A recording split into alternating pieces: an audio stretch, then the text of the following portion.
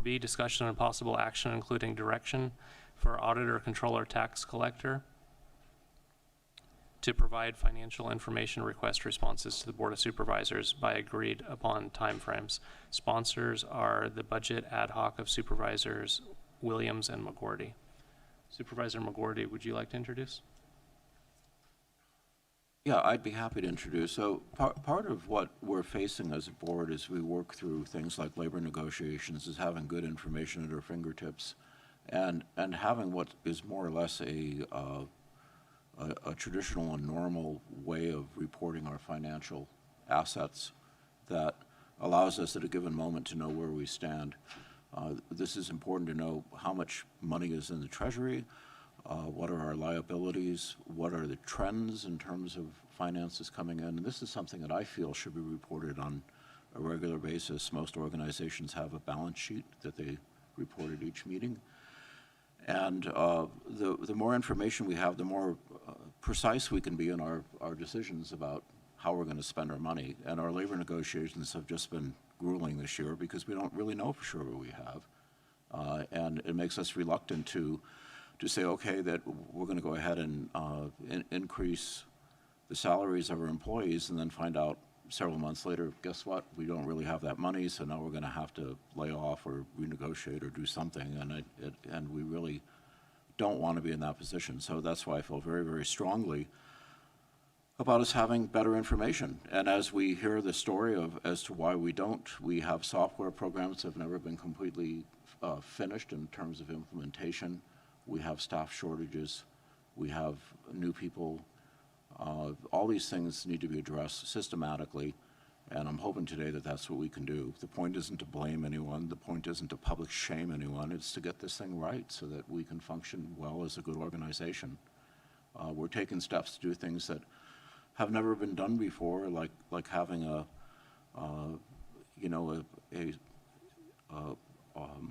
strategic plan, and this is a very important part of a strategic plan is having a good understanding of what our finances are so that we can properly take care of business. And that's the spirit of this item. And I just wanted to be sure that everybody understands that before we get started. There may be a list of things that come out of this that we are able to find out that, it's something that's systemic in Mendocino County government, where we don't get the information we need from departments, which in turn snowballs as it goes to the auditor controller office, as well as other things that, again, not to put blame on people, but to figure out how do we make things better so that we can have good financial accountability and transparency. I would add, we did meet with the state controller, and we didn't have this agenda item finalized at that time, but we went over a number of the items to get feedback on whose responsibility it is. And what I heard was that this is a local problem and the board needs to take responsibility and officially make requests of the auditor. That's the next logical step. And so that's what we're trying to do. We did meet with the auditor, controller, the treasurer, tax collector, to go over this item as it's presented today. And I know we'll hear from her. We conveyed that if some of these items are beyond the capabilities, or if she believes it's outside the scope of her office, the board could hire consultants, could staff up in other parts of the county. The bottom line for the ad hoc is, this is what we need to do our job. We're not concerned about who performs the duty of generating the reports. We're just concerned that we have reports. And so I think today we're hoping to get agreement by the board of exactly which bullet points should be included in our request, and have a discussion with Shamise about a timeline on some of these items. I think the most pressing is the data that the SEIU referenced earlier. I'm in the same position they're in. I don't think I have access to anything that they haven't seen. And I couldn't tell you what we can afford.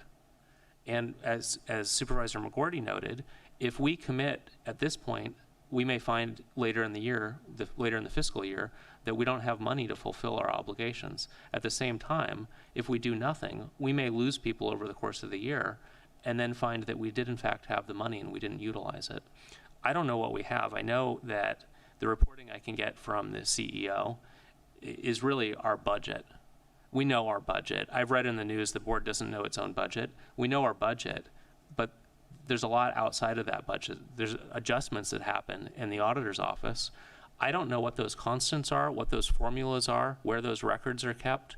And I've been surprised in recent times finding out we have a balloon payment due on previous debt, finding out our health plan was $4.5 million over, maybe $6 million over this coming year. We need complete transparency into all of these financial liabilities if we're to determine what we can afford.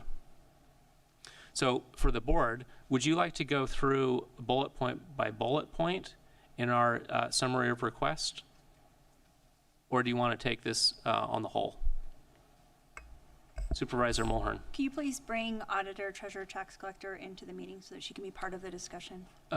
Clerk, do you have our auditor, controller, treasurer, tax collector in the meeting? Yeah, we're pulling her in now.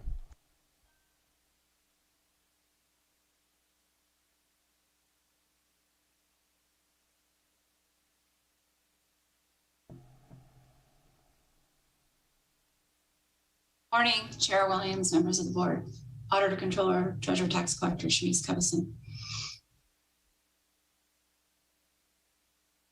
Supervisor McGordy. Just good morning, Shamiz. We're looking forward to this discussion. Supervisor Haschek. Yes, thank you, Auditor, Controller, Treasurer, Tax Collector Covison for being here.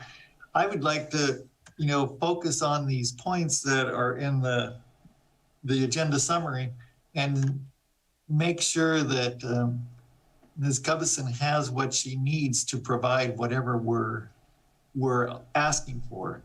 And so I think this should be a discussion about what we're asking for and then what Ms. Covison needs to perform those functions. I think that would be the best way to deal with these issues, because we're hearing, it's a very complicated process of combining the two or all those offices together. And Ms. Covison's new to it, our CEO's new, and we need to work these issues out. So, what I'd like is a frank discussion about how do we really make it work. I'm on board for that. Should we work down the list in the agenda summary? The first item is clarification if special districts have been audited. If not, timeline for completing audits. So if I may, I guess I'm concerned about the overall approach, and I understand, I was presented a draft on the screen during a very brief budget ad hoc last week to give me the opportunity to see the item before it went to the published agenda. And at the time, I had suggested and requested that the ad hoc actually take the time to discuss some of those items with me before bringing it forward to the board, so that they could understand the relevance to my job and my office's responsibilities. And the response was that they weren't really comfortable with that because they wanted the whole board to weigh in on the entire list. And so, I have to say that the item really surprises me because it gives the impression that the way it's written, that you actually think I'm sitting around with time on my hands to respond to all these demands in a written plan, prepared presentations for every process and report prepared by the auditor's office, as well as other offices. And there continues to be no understanding that if I stop and take the time to write all this, I can't continue the other processes in the office that will result in you getting the financial information that you are asking for, because this is a working responsibility role that I have. If I don't do the work, much of the work isn't going to get done. And frankly, I have been working 6 to 7 days a week for a very long time. And the pace of the last 3 years has been relentless. I have taken hardly any time off. my personal leave rolled off the books. My vacation was rolling off until I became an appointed official, even after cashing out every possible amount that I could. And, you know, I think what gets lost, and this was brought up a little bit by a public speaker earlier today, is I'm a person. I'm a mother, I'm a wife, I'm the daughter of a parent with early onset Alzheimer's. And the only time I've taken off has been vacation because it was rolling off when I had COVID at Christmas. And I worked during Christmas. So even though I was at home with COVID, I was still working. And when I had COVID a month ago, I worked from home. I attended your board meeting. Again, totally sick with COVID, okay? I've taken 2 days off and 1 4-day weekend in the last year. I haven't had 2 minutes to take a breath. So there's nothing humane about the board's response to my willingness to take on this responsibility. And over the last 60 days, as things have become more challenging, only Supervisor Mulhern has reached out to me to speak to me as a person to find out what's going on and what I might think could happen. That's the only conversation that's happened from the board in a kind of informal, how's it going? What could happen? Any interaction. And so, you know, the board's response has been to question, demand, criticize, blame, scapegoat me and my staff. And, you know, frankly, it was very challenging for me to help every other department get their budget in and answer their questions and make them whole, and even bother to try to do my own budget.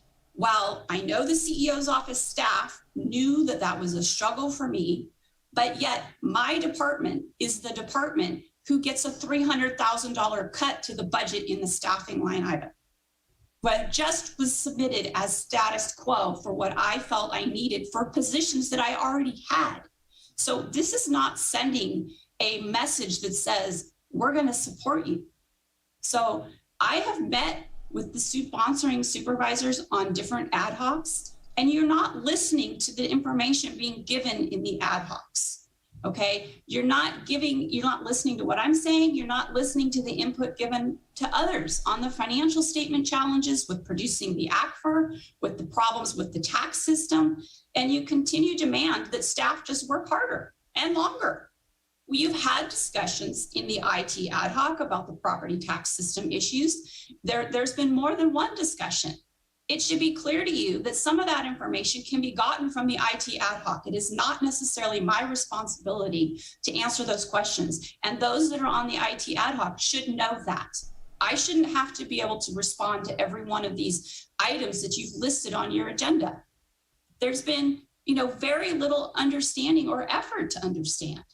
And so you're wasting my time. I know you want to hear it, you want me to say it publicly, but what's the point of an ad hoc if you're going to talk to me about it and not actually retain it and bring it back to share with your other board members? So, you know, there's been very little effort to actually understand what's happening. And the problem is that, you know, I have very dedicated staff who have been working very hard to keep these processes running to the best of our ability. And you know what? All of those challenges, the disasters, the pandemic, all of that rolls downhill and ends up in our office too. We're affected by it, but we're also affected by trying to account for it, trying to work with the departments that are trying to account for it, trying to work with their staff shortages, their inability to get us information, their turnover, their need to be retrained, their, frankly, lack of ability to respond to our inquiries or those of the outside auditors. And so, yes, things are backed up. And there's been no understanding, as much as I've tried to say it, that my staff, we're all people, okay? We're also members of the public, and we are also your constituents. And I'm not sure you're remembering that. So I have been the auditor, controller, treasurer, tax collector for 60 days. 60 days, which started 6 months sooner than anticipated, with only 2 weeks notice. And right off the bat, you put forth your demands and appear to be doing your best to, you know, break my will. I don't know how else to say. And yes, you seem to not understand the financial statements and not understand the budget and not understand the finances. And I feel like there's a lot of pointing and blaming, whereas other people, other staff people who should know stuff are acting like they have no idea. They don't understand. You know, the kinds of questions about, you know, do we have a finance system? The fact that you ask me if we have a backup process for financials, that's a question for IT. IT does all the backups. IT stores that information somewhere. That's not my auditor's office job to back stuff up. But your board members are on the IT ad hoc. You have direct access to staff. Why can't you ask them those questions? Why do you need me to respond to those? So Shamice, I want to interject to answer a few of your questions. IT, we have asked. They don't know if all of the machines in your office are backed up. That's of concern to the county, because if we had a data loss, say a power surge, maybe from a PSPS, we would want to be certain that we could restore and get the office working again. We don't store information on desktops. That is not, IT has informed us all that your desktops are not backed up. So everybody stores things in shared files, which are backed up on IT schedule. Okay, so going back to the agenda summary, one of the items is a monthly report about, and it's in regards to finances. If that's something that's overwhelming your office, and I hear nobody on the board thinks your office is sitting idle. We know how busy you are. We know how busy your staff is every day, long hours. But the board does need that report to do its job. And in order to get through negotiations, it's only fair to the employees that they also have access to that report so that we can all agree what we have to work with. Should we be working with your office to get a hold of that monthly report, or should we hire an outside consultant to generate those reports for us? One way or another, this board needs the report. And I hear that you're overwhelmed, your office is overloaded. If this is too much to put on you, the board can take it somewhere else. But I think the bottom line is we do need the report. We can't move forward. We're in a position to make decisions. We can't make decisions without the data. And if we don't understand existing reports, we need somebody to explain it to us. So as I have suggested, the budget ad hoc should consider what reports are available and have that discussion in the ad hoc with the auditor's office and the CEO's office staff to figure out what reports they think would be acceptable. The CEO's office has always been able to generate reports. They have never not been able to generate reports. I don't know that it is specific to the exact format that you may be looking for, but the CEO's office and their budget staff have always had the ability to generate reports. At no point in time have they ever been dependent on the auditor's office to produce the reports. And the history has been that the analyst positions are in the CEO's office. The budget has never been built by the board to put the positions in the auditor's office to respond to those requests. The auditor's office has never had those positions allocated to the auditor's office.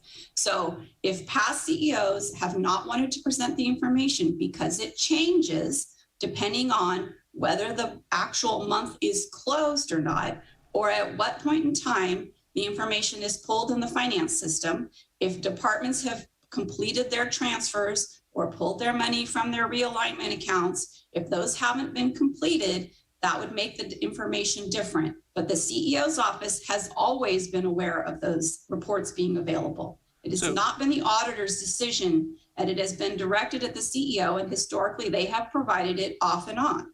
That is not something, now, I understand that it is written in government code that it can happen, but the reality is it says in government code in the next paragraph that they must have the budget and the resources to produce it. So to this point in time, that budget has never been allocated to the auditor's office. So I think part of why we're having this discussion as a full board is so that we can get to the root of the problem. And if at the root we find your office doesn't have the resources to get the job done, well, the board should be aware of that and we should work to fix it. It's not on you to come up with additional positions, right? That's a board problem. We need to properly fund your office so that you can do the mandated functions. But unless we work through this and have the discussion, we won't make progress. We will leave exactly in the same position we're in today, which is the board doesn't have enough awareness of regular county finances to make important decisions. So with that, would it be possible to work through bullet by bullet and hear whether it's a task that should be performed by the auditor's office or by the CEO's office. We just divide it up. And then at least the board would have clarity who to work with on these items going forward. Sure, it's as simple as making the decision right this minute, going down the list that you've presented as to whether who it makes the most sense to come from. And what I mean, honestly, you know, the way you've written the item is that I need to write you a dissertation on everything that the auditor's office does. No, I don't Well, think that's what you've asked for. Well, I think if we were to work through it, we would find that a lot of these items either you could answer or you could tell us it's not in your domain and we could take it to another department. And, you know, the ad hoc did consult with county council to see how much we could work as an ad hoc on progressing. And I think the answer is the ad hoc is just two supervisors who have no authority. This is a matter for the full board. And that's why it's on the agenda at a regular meeting. It needs to be in front of the public. It can't be, you know, off on a private Zoom. Glenn and I can't be making decisions about how to move financial reporting forward. County Council, do you disagree?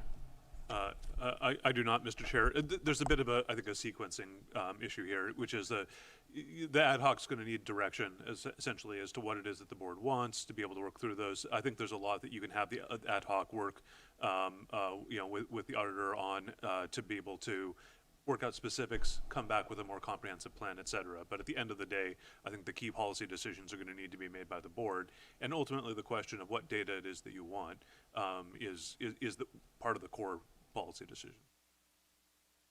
How does the board want to move forward? Supervisor Jurdy? Yeah, I'd just suggest to move this along, we start with just work from the top and work the way down up with the bullet points. All right, clarification, if special districts have been audited, if not, timeline for completing audits. Is that for the auditor's office?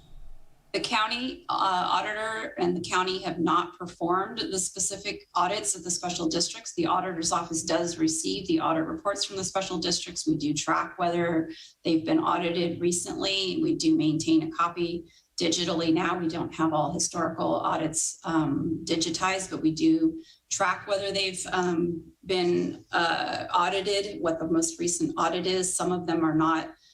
There are different schedules depending on whether they are on an annual or a 2-year, or whether they have a financial compilation or whether they have an audit. We have not pursued contracting an audit for a special district at this point in time, and nor have any of my counterparts in the Northern Auditor region. Okay. CEO, Supervisor Mulhern? So I have a question on that. So as a supervisor, where is there a location where I would be able to find a compiled list of which districts have been audited, or would I need to go to each individual district and seek that information? I find that I am asked that question quite a bit, and sometimes it's challenging to find it within that board or that district's minutes. I know that it's public record and it's often in the agenda, but it can be challenging to find. So is there a one location where that could be found if the districts are on track with their audits, and if not, and I hear you that your department is, you know, incredibly busy, is there another department or another way to track that so that the community can have easy access to that information? The auditor's office does maintain a list of the audits that are forwarded to the auditor's office by those special districts. We have not sent letters out in the last year to year and a half, as far as I know. We did in the past. We have not had staff to send letters to districts to say, you know, we don't show a recent audit on file. We do maintain a list. The auditor does have the authority to essentially hire a CPA firm to do an audit and charge the district or take the funds out of funds that are available if funds are held in the county treasury or if there are funds being distributed to that district. I will say that we have, like I said, not gone to that extent, unless I did ask last week of the other Northern county auditors, and none of them have taken it to that point. I am aware that some counties have the staff resources to post that information on a website, and do have information available on their county website. It's possibly something that could be worked towards in the future, but our office does not have the staff to maintain that or develop and build that at this point in time. So just to follow up on that, then, would that be a current vacant position that's not filled, or would that be a position that needs to be created? And I think as we have this discussion today, it's important for the board to understand, you did have a request for funds for staff. So it's important for the board to understand if these are the pieces of our financial system that we would like to see, then how many staff persons and how much money is that going to cost us to be able to get this information? And so in the back of my mind, as we have this conversation, I'd like to start thinking about, is this X number of people that then could help us meet our goals? And we may not get there today, but I think that was the intent of having this conversation. Because as board members, and I'm sure you as the elected official for the department, do get asked these questions. I do think it's important that we have sort of a one-stop list, and even if that's a PDF that's updated annually and posted on the website. I'm not sure if the board members agree with me, but that would be something that if there's a PDF that's updated annually that shows each of the special districts, when's the last time they had the audit, when's the next time the audit's due, that to me would be useful information for me to be able to give to the public. Supervisor McGordy. I agree 100%. The idea is transparency. If people are taking public money, tax money, we need to know how it's being spent. If you don't have the resources, Shamice, you need to let us know, and we'll just keep a punch list of things that need to be addressed. And it doesn't necessarily have to be your staff. Some of this could be done by contract. So this is why we're having this discussion. Supervisor Haschak, did you have your hand up? Well, I did. And I'm in total agreement with this process because I think that we do need to figure out what we want to know. And if we want to know about when audits are done and when they're due, all that kind of information, then what is needed to make that happen? And if the staff in the auditor's office can't make it happen, that means we need to either hire someone or go out for contract to make it happen. Shamice, do you have any preference? Do you want your office to take on this task, or would you rather it be done elsewhere? I would prefer that our office take it on if we have the staff available to do it. Okay, so I think what I'm hearing from the board is we need to understand what the staffing requirement is in order to complete this duty. And we don't expect you to have an answer now, but I think we can move on to the next item. Clarification of title of Chief Financial Officer used on the Auditor Controller's website versus title of Chief Accounting Officer per Government Code 26881. And the ad hoc did hear that Chief Financial Officer may have been a mistake on the website. As I informed the ad hoc, I have no idea how long that's been the description on the Auditor Controller's website. The only direction I gave to staff when I assumed the title and the responsibility was to change my name. Okay. So it's probably been on the website for I have no idea how many years. I did have staff change that word, but I did not, write the website. I've not had time to pick apart and redevelop the website. That's not, unfortunately, been the top priority of my office. Understood. So is the board comfortable giving direction to staff to use Chief Accounting Officer per Government Code 26881 throughout our documentation? Yes. Okay, looks like a majority. Clarification why county financial transaction report is late with warnings of fines. I don't know much about this other than I heard from CEO Antle that we may be facing fines. The auditor's office has been in close contact with the state this entire time, and they are aware that we have been waiting for the release of the county's financial report in the ACFR in order to prepare the financial transactions report because they do ask that it tie back to the financial statements, where they have been informed the entire time. They are required to send the letters and notifications based on their state deadlines and timeframes. We have submitted this week the report to the state controller's office. There will be follow-up questions and requests for information as they work through that report, but our office was not able to start that report until after the financial statements were issued. And staff has been working nonstop since that financial report was issued back in July. So literally almost 24 hours a day, staff has been working to produce that report, and we have been in contact with the state the entire time. Are we subject to fines, or is the state We waiving? could be. We could be. And is this due to lack of staff? It's due to a multitude of items which I have previously discussed why the ACFR was delayed. It's due to lack of staff in the auditor's office. It's due to lack of staff in other departments and staff turnover and the inability to get information. It's due to the fact that we had an incredible amount, fortunately for the county, of federal funds relating to coronavirus, which resulted in much higher standards for audit and review and reclassification due to COVID and who cares money and to the higher level of requirements. We are not the only county in that situation. We are not the only county that had a delayed ACFR release.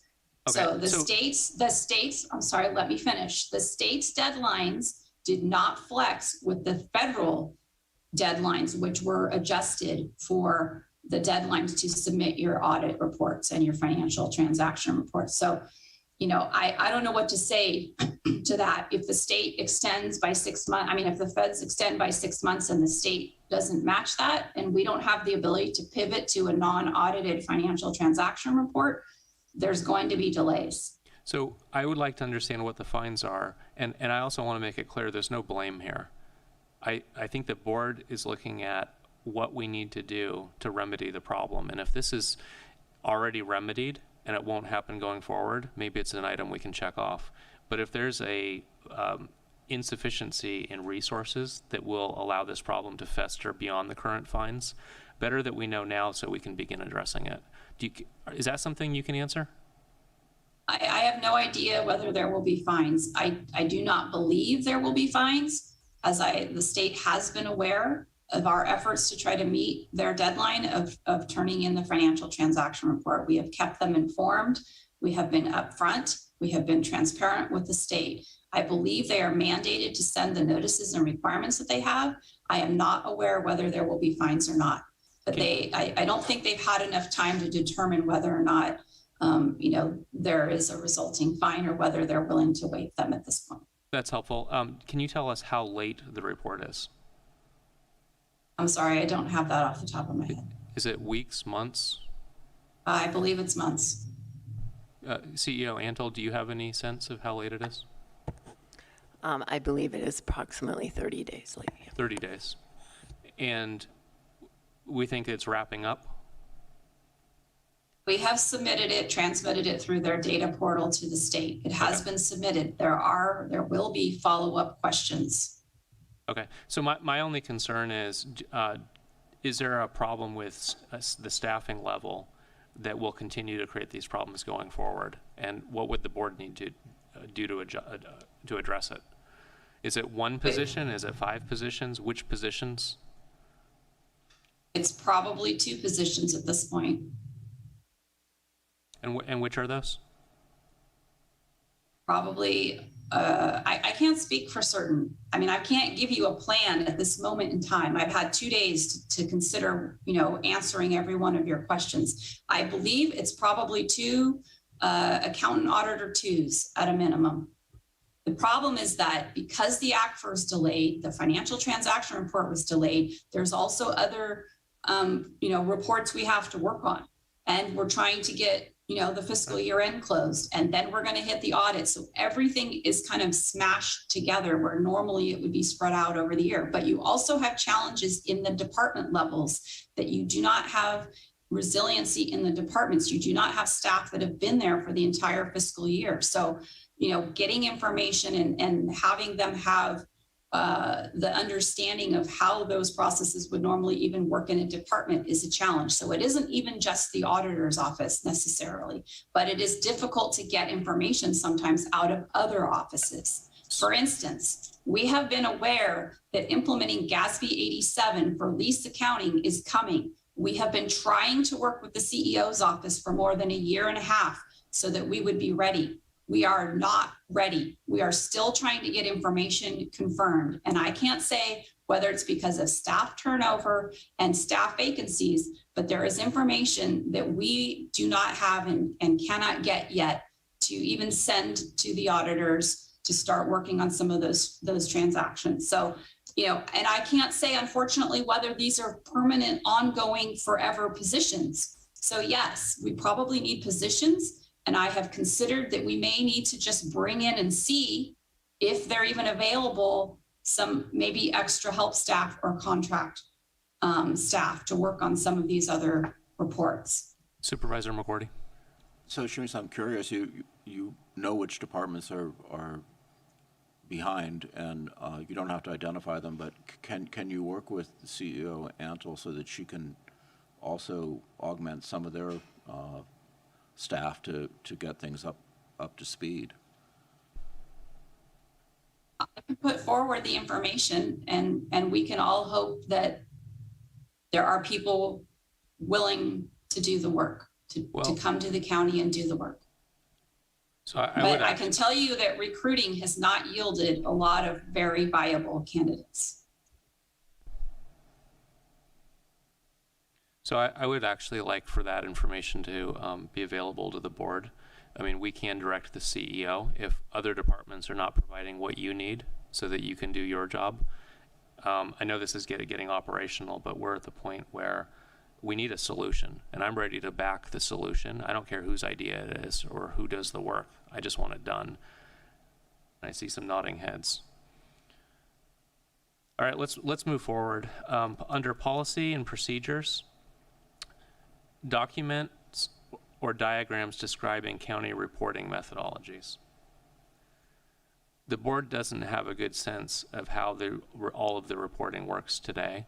And what we're looking for, we're not looking for a dissertation about this process. We're looking for maybe a one-pager that just describes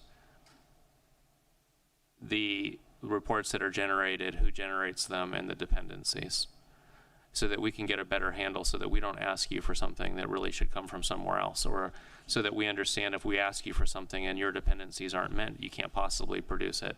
Is that something that you could help us with? Maybe you already have some documentation we could review? I'm not sure what you mean by county reporting. I mean, there's probably hundreds of reports or thousands of reports, depending on which department you're asking about. I mean, our office doesn't even know what every report that every other county department has to do. So, I mean, I'm not quite sure what you're saying in terms of county reporting methodologies. You know, social services has a whole lot of their reports. The sheriff has a lot of their reports. You know, mental health has their reports. Everybody, ag has their reports. I mean, you know, transportation has their reports. I'm not quite sure what you mean by that. Is there a list of reports that your office produces annually? And where would the board go to review it? I don't believe there's a single list. CEO Antle, do you have a list? The lists that the executive fiscal team can run are strictly out of the Munis software where budget is. So it's all related to budget that we can run. And again, if entries aren't timely, so you saw some of those reports, they were presented in the prior CEO's reports that were just budget to actual. Those are reports that we can run. With regards to a overall financial statement or a balance sheet, our office does not have that ability to do so. So maybe this is a stretch goal, we don't do it today, but could we migrate towards having documentation that would describe the reports that we generate, the dependencies, when they're due, where we submit them? So it sounds to me like the chair is describing reports we're submitting externally as opposed to reports we might generate in the finance system. Can you provide some clarification? Well, I think that would be a good start. You know, basically if if we bring somebody new on, how do they learn the institutional knowledge of the reports that we generate? And how do we analyze the dependencies? I mean, you're mentioning you need the work product of other departments in order to do your reporting. Where can the board learn about that? Where can the CEO learn about it?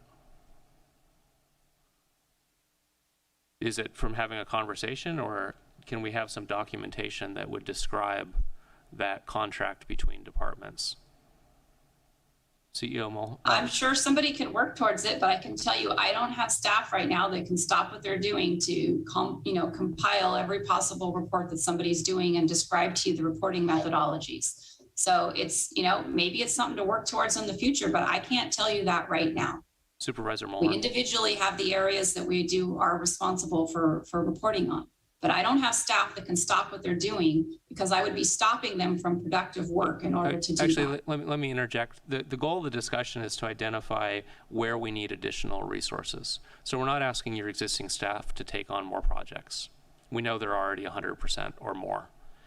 But that doesn't mean we shouldn't identify some long-term goals so that we can start talking about how to staff it and where to staff it. Supervisor Mulhern.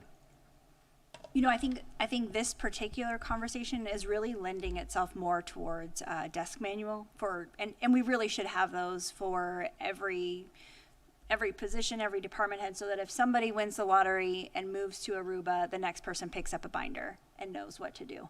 And I think that's really where this conversation is headed. And with the changes in the way that the board reviews department heads, I think that every January, that should be something that we're adding to our list to make sure that department heads are creating a desk manual, that there is data or information that moving forward somebody could pick up and know what to do if somebody were to leave a position. Those documents generally are not created overnight, especially when you have a heavy workload. So the board, I believe, should take that understanding, but I think that that's where a lot of the pieces of the conversation of the agenda item and what we're talking to Shamise about is really a desk manual and having the information that's available. The difference is, and I think this is an unfortunate circumstance, that Shamise is not a department head where we would be having this conversation in a closed session meeting once or twice a year. This is an elected department head where the board, as elected officials, do not have access to the information that's being done in her office every day. So I think that understanding the information the board is trying to receive and sort of reeling that back towards this is information we should truly have from every department is an important piece that I want to gather from this conversation. Yep. Supervisor McGordy.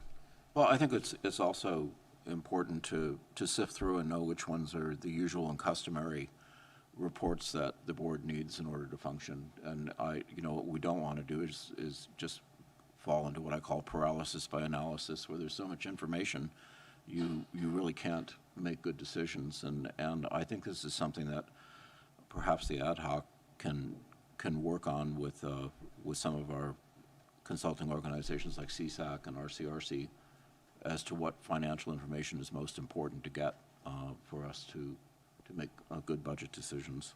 Do you want to direct that back to the ad hoc? Yes, I do. Is there support? Yes. John? Yeah, Dan? Okay. Next item, financial data backup schedule, log location, and services. It may be that, well, hopefully this is already in place.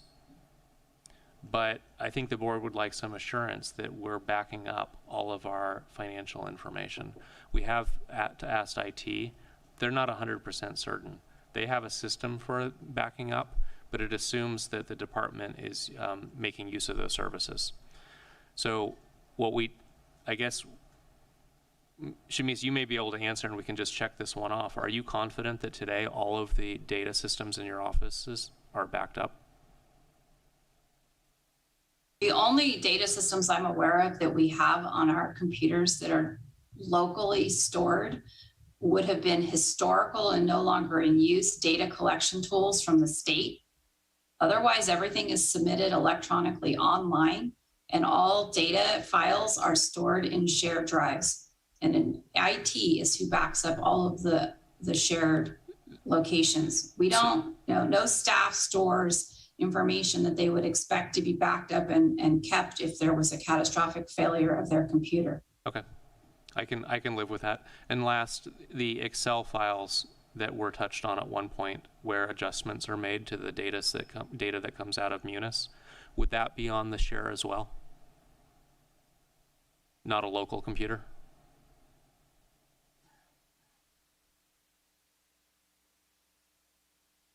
You might be muted. Correct. We don't store any working workbooks on our local devices. Okay.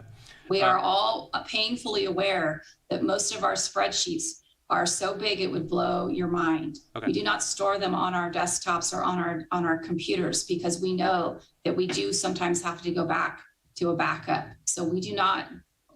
Excellent. I mean, to me, that's a ludicrous question for us. I mean, we do not store anything locally on our computer that we would not be prepared to have destroyed if there was a catastrophic failure. I appreciate that. We can cross that item off. List of software accounting problems reported to vendor, date reported, current status of identifications of which mandated duties are impossible without vendor remedy. So what we're getting at here is, we know Aumentum has been a problem. It was purchased about 7 years ago, going on 7 years. And whether it's updating addresses, paying people who are due money who've been waiting years, generating reports, we hear Aumentum isn't working. And I believe we may have bought some software that wasn't ready for prime time. It may also be that the county's data isn't in a format that the software can utilize. We may be running into problems that are our responsibility. I don't have a clear breakdown of sort of culpability. Where has the vendor failed? Where has the county failed? But at 7 years, we can't keep telling the public that we can't perform basic functions because our software isn't working yet. How do we move forward? And I think one way for the board to get involved in moving this forward is the board having awareness of the specific problems with which vendors, when we reported it, and a regular status update on how it's progressing. Is that possible? Can we collaborate on it? Staff that has time to stop what they're doing to produce reports and information that are available already through the ticket process that IT works with, that other departments work with, and that the contract consultants that the county work with are aware of. We do meet regularly. As you are aware, the IT ad hoc has, I assume, met with IT more often than I've been invited to participate. That information should be available from IT or should be available from the consultants. But if you want me to have staff stop what they're doing, which will delay other processes in order to come up with a matrix on their own to respond to this request, I don't believe that's a very efficient use of staff time in my office. What do you see as the solution? It's been 7 years. How do we, within the next year, come to a completion where the software is working? Because I don't want to take this in a direction that's counter to your office, but it does need to be solved. How do you see us getting there?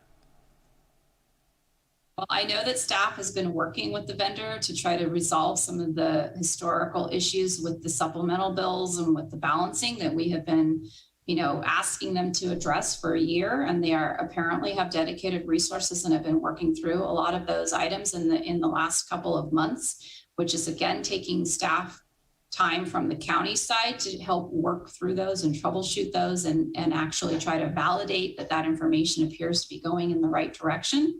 So I do hope that we're close to having that resolution. And, unfortunately, I know it's been a long time since the county signed the contract, but the vendor didn't even start working on the county until about, 2.5 years ago. So it's not as though it's been a 6-year process where we've been actually working on the upgrade and the conversion for that entire time, because they didn't even get to Mendocino County until about, 2.5, 3 years ago. So yes, it has been a long time. And I don't really necessarily have the answer to that. Maybe you need to ask the consultants that's been working with the county for the last 2 years on this project. Maybe they would have a better idea about it. But I can tell you that the limited staff that we have are doing everything that they can in order to help those processes along, but we also have other mandated services that we need to keep running. For instance, we need to get the property tax bills out in the next month. We cannot be delayed by being redirected to try to work on corrections or to respond to one-off refunds for people when we'll be in danger of not getting out the entire secured roll billing. I understand, but when we have people owed amounts like $14,000 and they're told we can't get to it maybe in a year, we're going to get sued. And I think that court will find the county to be in the wrong. It's clear. We have all the documentation. We owe members of the public. What I'm hearing is your office doesn't have the resources to solve that and move forward with all of the other duties. And so I think that comes back to what we would like for you to tell us what you need so that we can properly staff your office. Supervisor McGordy. Yeah, I just wondered if there's a list of things on the software that isn't functioning, so we at least know the parameter of what we're looking at in terms of problems. Shamice, are you aware of what things don't work right? Sure, IT has lists. We meet every week on this topic. So we know what the issues are. Well, I wouldn't go that far. I've been watching this from the IT ad hoc's perspective. I don't think we're making progress. There's some back and forth. They fixed a few little details. The big picture, needle hasn't moved. We could bring IT in on this discussion if they're available. Maybe they're watching. The ad hoc did ask one of the consultants, if we had to bring in a new team and inherit the current state, how long would it take for them to get up to speed? The answer I heard was 3 years. Well, that's not going to work. That comes back to needing the desk book and documentation of the systems. Maybe the consultant's wrong. Maybe it's only a year, but I don't think we're in a good position with the software. There's no end in sight. CEO Antle, where do you want to take this? Yes, I was just texting to see if Deputy CEO Steve Dunnicliffe or IT Director Tony Rakes could join us, see if they could come in and assist. I do know there's a laundry list of things, and they had prioritized into the top 10 of those. I think we would need to move forward with Tony Rakes is in the room. Yeah, I'm going to throw out while he approaches, Sutter is using the software, and they don't seem to have these problems, and which leads me to wonder, is it the software or is it our data that's been inputted into the software? Tony? Tony Rakes, IT Division Manager, if I may, through the chair, members of the board, CEO Antle. I think what we've experienced thus far with our property tax system, excuse me, is most accurately, well, is a mix. It's part a product that we believe was partially completed by the time we started our implementation project when we purchased it, and partially what we brought to the table in terms of data, in terms of resources early on. It's clear, and I think we can all agree, everybody who's been involved with this project realizes now the level of effort we probably could or should have brought to begin with, specifically in regard to the data that we've been dealing with. That said, we did engage in a fairly significant effort early on, members of my staff, myself included, to clean up that data and to understand it. That pivoted once we started the implementation project by the company's request. They took ownership of that, and much of the work that we had done was set aside. We realize now that probably wasn't a good idea because they couldn't own that data the way that we could. And I think we're seeing the repercussions of that now. As Shamice said, and I agree with, it's been a long road with this software implementation. And yes, there are things that are continuing not to work, but I believe that we are at a point now where there is a light at the end of the tunnel. Staff has done an incredible amount of work in all offices to make this function. And really it's time to continue to validate, and the Aumentum, the company, has been instrumental in that, in leading us through this process as well. And Shamice, if you have anything to add to that, I'd be happy. But I believe we are starting to see recently processes starting to fall into place and fixes starting to kind of complete, in large part because of the efforts of staff to validate. So what I'm looking for is the auditor to tell us the problems that we had are resolved or we expect to be resolved based on the report from IT. I don't think the supervisors have enough visibility into the specific problems. So I can't say that they've been addressed and resolved and how much longer it's going to take. Unfortunately, what we've observed, what many of us believe, is that those counties that came before us reached a level of fatigue and signed off on the product sooner than they should have and did not hold the software developer to the level they should have for final completion, and that the majority of those counties had a large enough IT staff that they've been able to pick up those shortfallings of the program and create workarounds. I will tell you that we have been very clear with Sutter that they need to hold them to the line and not accept anything less than clean data conversion. They also have the benefit in Sutter in that the county of Mendocino bought the old AS400 property tax system from Sutter. So Almentum had the benefit of already learning trial and error through Mendocino County's conversion, a lot of what they needed to know for Sutter. But Sutter's data was also much cleaner data.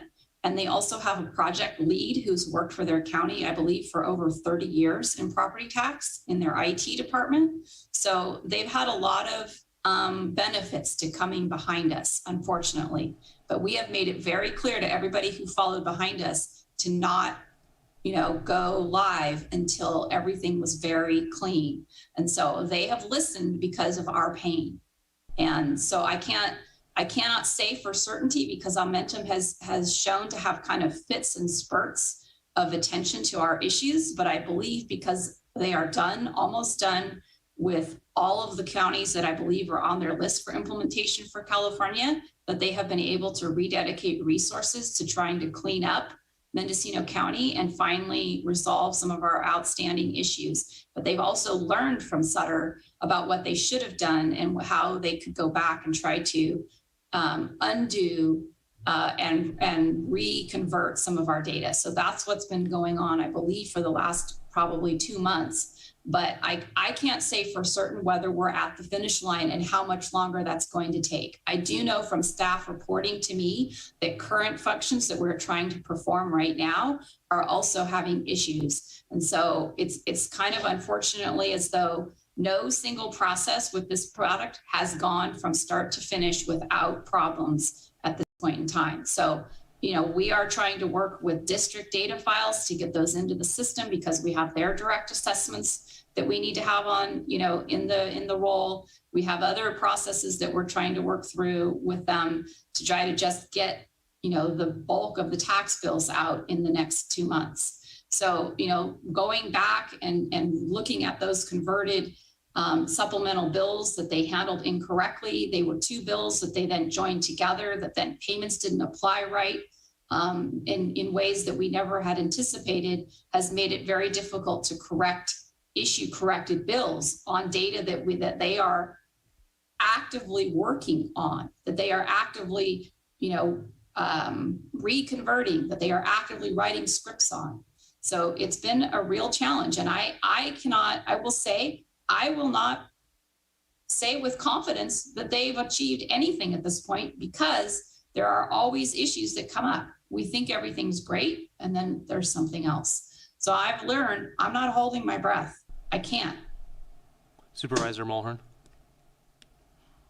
Thank you. Because of the challenges that this is creating for time with IT and time with the various departments, I mean, how much longer are we going to continue to try to work through this software system? And at what point should the board and Shamise make the decision to cut ties and get a new system? What does our contract look like? What are our other options? I mean, are we evaluating that? Or are we just spending so much time in the mud with this software system that isn't working that we're not even looking at what our other choices are? Well, I would support you on that, at least having the discussion. I think Supervisor Dirty pointed out last meeting, we put all this effort into learning software. Do we really want to ask staff to learn new software? The other side of that is if the software we have doesn't work, it doesn't matter whether we know how to use it. Bottom line is it doesn't work. I'm still on the question of what functions can we not perform today? I know I have people contacting me asking, why can't the county pay me? I've been waiting years, and they say the software doesn't work. That's one function that's not working. I have real estate agents showing me they get mail back, advertisements back, because when properties transact, we're not updating the property records with the new owner. And it was like, I wonder if that affects anything else other than, you know, their private industry advertising campaign. What other functions for the public and for the board are we not able to perform today because the software is failing? I can't give you a laundry list of those right now. I mean, I think if you want to have that discussion, you're going to have to schedule it for a different time. Well, can we schedule it next meeting? Or can you submit it in writing to the board? And I don't want a large work product. I know you're busy. Just at a high level, are there 10 things that we can't do today? Are there 2? And I think that you need to redirect that if possible to IT or another department. I'm not willing to set aside the other tasks I'm working on to write that list. So Tony, do you understand where the auditor's office is blocked on performing functions due to the software adequate to generate the list? But May through the chair. Yeah. Shamiz is right. We meet regularly and have in the past had a top 10 list that we've kept of top 10 priorities that we've had with Aumentum. Now we have more topics, issues, processes that don't work. I'd be happy to put something together with what we have currently and what we're working on. Would the board support direction to IT to submit a written report of the functions the auditor is unable to perform due to software? It's not just the auditor. If you could augment that to the assessor as well. We can. Okay. All right, I think we can move forward. Written outline of roles and responsibilities by job function in auditor, controller, treasurer, tax collector departments. And this, I could see this being for HR potentially, but I think what we were getting at is we'd like to understand the current positions and also the positions that are needed to fulfill the mandated duties. Supervisor Mulhern? Yeah, I would like to see HR get to work on that and work on creating some drafts and creating some things for Shamiz to look at. I think if HR is pulling, we have the resources, we have the information. If they pull the positions, they pull previous positions or open positions, vacant positions, and compile a list of the department, I think that would probably give us what we need. And I don't think that we need to pull Shamiz from her work to do that. I think that HR can do that. I can support that. For the rest of the board? Supervisor McGordy? I do as well. I support that. I think also it's important for us to know what functions Shamiz has to do and what functions she's doing that maybe could be given to somebody else to lighten the load. Is that direction to the CEO or to county council? To both. We mandated functions so that the board can better understand. Mr. Chair, we have previously provided a list. It's non-exhaustive. So there are the sections in the government code that pertain to the duties of these offices. There are also sections of the government code or the revenue and tax code or other codes that contain some references to the duties of these positions. We've consolidated sort of as many of those that we were able to find in a reasonable period of time. I think it's a useful reference. I think the key question I would have is sort of what I don't know is what all functions might be done there that aren't required by statute. And so I think the key is sort of identifying ones that maybe we don't see on the list and then seeing if there's any reason it needs to be performed in that particular office. So I think it would be for the auditor to look over that list and augment it as necessary. And then we can all agree on the services that are provided by the office. Do we all agree that those mandated services are provided today? Are we fulfilling the duty? County Council? I don't know that I'd be able to speak to the status of every single one of those. I might look a little bit more towards the auditor to know where we are on those things. Auditor, do you feel that those are all being met today? And the reason I'm asking is, if not, I imagine it's due to staffing, and we should talk about how to remedy it with additional staffing. I would say that that depends on the interpretation, if you have the authority to do it versus whether you are staffed and have the resources to do it. So as I described before, I believe the auditor has the authority to procure outside audit services for special districts and charge them for that, but we are not currently doing that. So if you ask me to answer whether we're doing every portion of those items in government code, I would say we're probably not doing every one of them, as is allowable under the controller aspect of the position. The controller can provide and should provide reports, projections and all of that information. However, the next paragraph says that it's the board's responsibility to provide the resources in order to do that. So I would say that, whether or not every function allowable versus mandated under government code is being performed, I would say that I would not be able to say with certainty that that's all occurring. Some I think duties have probably been maybe allocated to other, possibly even other departments.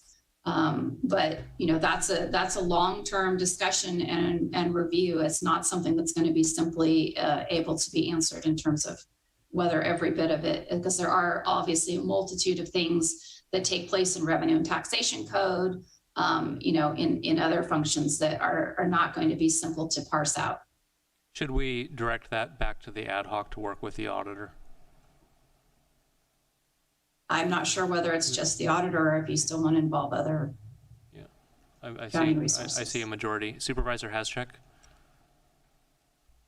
Well, when I look at this item, I kind of think about the consolidation of the positions. And my question is, Ms. Covison, have you considered what new positions you might need or any kind of efficiencies that could be had from when you consolidate the offices? And because that's what we're looking for. What kind of support do you need? So do you need new positions to make it all work? I have taken a little bit of time to think about it. As I have expressed previously, I do believe there's another position that's going to be needed in the treasurer's office.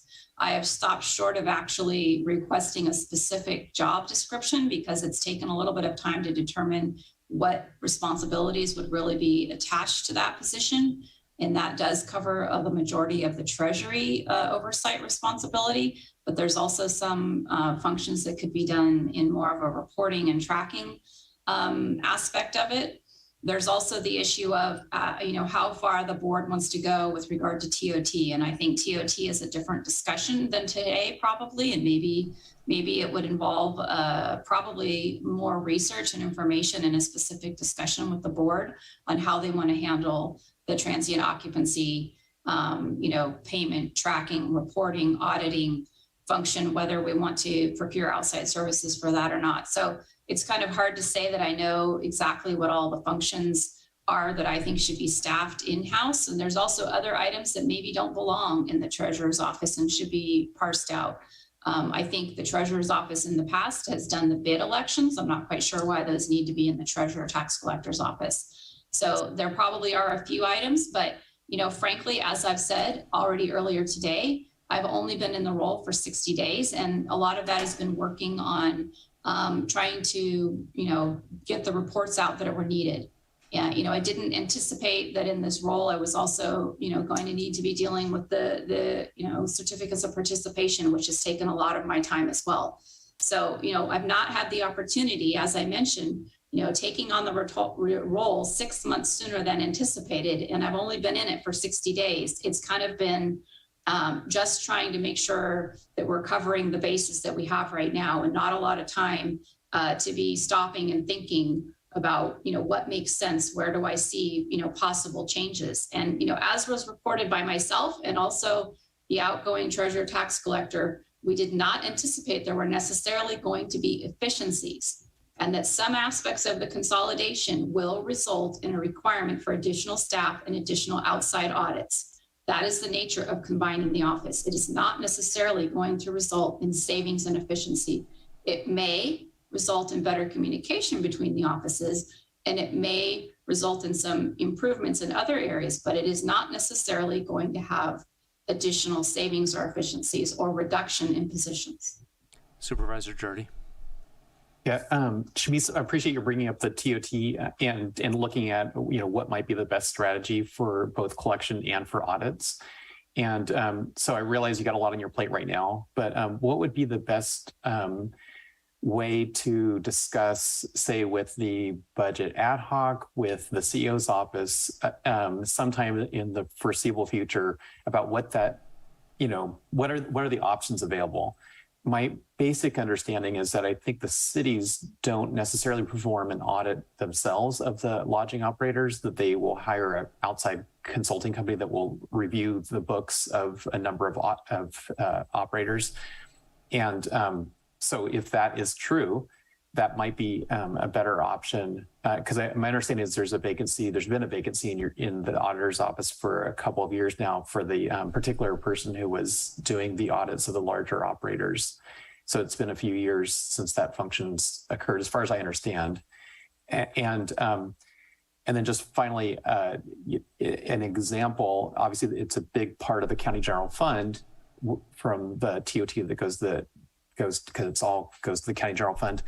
But also specifically, when it came to the voter-approved TOT collection from private campgrounds, a member of the public and then independently a revenue specialist in the treasurer's office had both estimated that the ballot measure would generate about $1 million a year from the private campground owners. And now that we've had a full year of that revenue, we're giving 100% of the money to the fire departments, but my understanding is that it's coming in at something in the neighborhood of $700,000. And we know that it's new, that there hasn't been an audit of the private campground owners. And, I think everybody would like to see an audit of those private campground owners to make sure that maybe the original estimates were way off, but it's also possible that there's been an under-reporting and underpayment of the private campground operators to the county, which of course the county is giving to the fire departments. So anyway, so I'm just hoping that there's going to be some time in the foreseeable future where you can meet with the CEO's office, maybe the budget ad hoc, to kind of strategize about options. Maybe the CEO's office could do some research if you don't have the time to look at how other agencies are performing that kind of audit.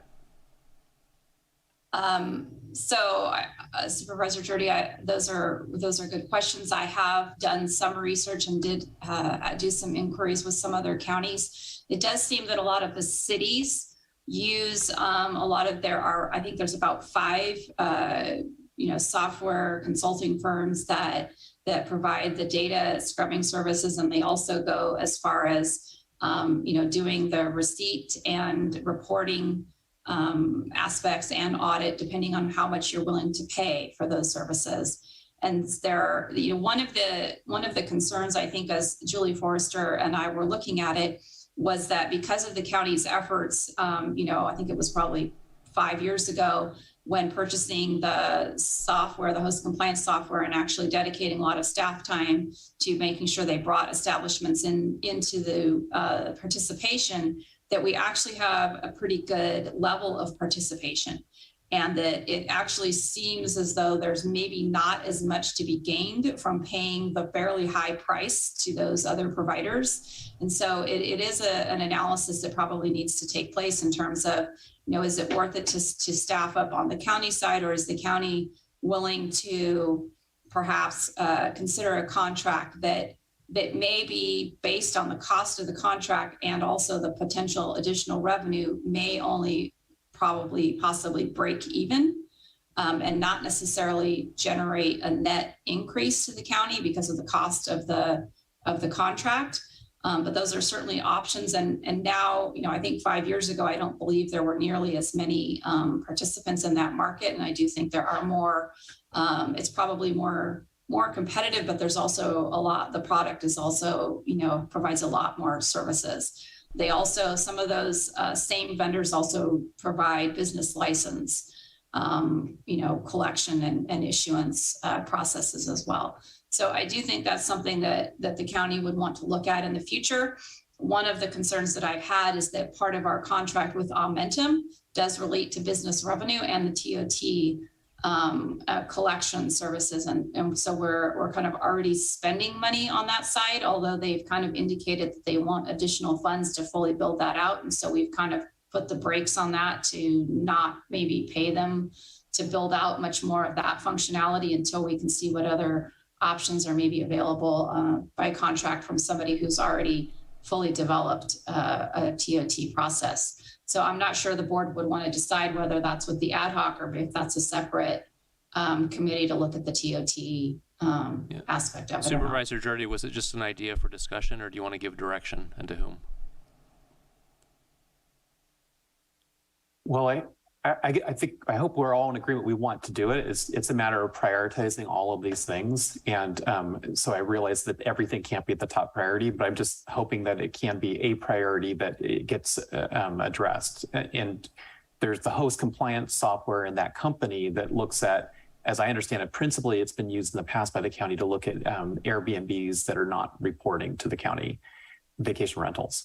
The other issue I was looking at was just sort of what most of the cities, and I think the county did in the past, which was maybe every 3 years, every few years, there's audits of at least some of the lodging operators to double check their books to make sure that in these random audits that people did in fact pay what they collected from their guests. And then secondly, my understanding is because this has been a new tax and we've had that vacancy of that person the auditor's office had left. Well, we do know that the TOT revenues from the private campgrounds are bringing in something in like $700,000. And again, there had been two different estimates prior to the ballot measure that it would bring in $1 million. Perhaps those estimates were simply off, but it's also possible that because there hasn't been an audit of those private campground operators, that there could be an underreporting by some of those operators. So is that something that we could direct staff to put out maybe as an RFP and work with the auditor? I think the auditor may own this task, but otherwise it'll just be an idea that doesn't go anywhere because we have so many other priorities. If I may, so I think it's a little bit more of a discussion that needs to be had than a simple RFP, because you need to determine exactly, what type of RFP you want. We did already meet with, it's not Host Compliance anymore. It's now a Granicus product. Host Compliance was sold to Granicus. And we already have essentially a bid that they were willing to submit for just the software.